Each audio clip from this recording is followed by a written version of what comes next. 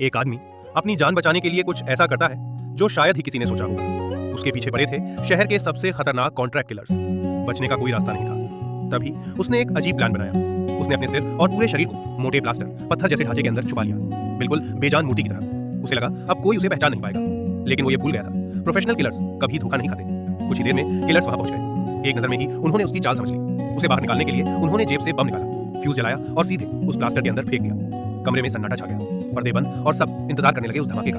लेकिन तभी अंदर छुपा आदमी अचानक हरकत में आया और बिजली की तेजी से बम वापस बाहर फेंक दिया। तीनों किलर्स कुछ पल के लिए जड़ हो गए। उनके चेहरे पर पहली बार डर साफ दिख रहा था।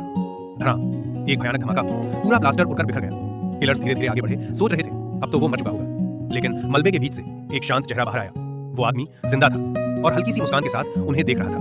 अब किलर्स का गुस्सा फूट पड़ा। उन्होंने तय किया उसे दम घोटकर खत्म कर देंगे। लेकिन जैसे ही वो आगे बढ़े, बाहर से पुलिस सायरन गूंज उठा। घबराकर किलर्स भागने लगे, लेकिन कुछ ही मिनटों में चारों तरफ से घिर गए। उन्हें एक अंधेरे कमरे में बंद कर दिया गया। सबको लगा अब सब खत्म। लेकिन तभी अंधेरे में एक आवाज आई, तुम लोग गलत आदमी के पीछे पड़े थे। और अचानक वही आदमी उनके सामने खड़ा था। इस बार उसकी आंखों में इंसानियत नहीं,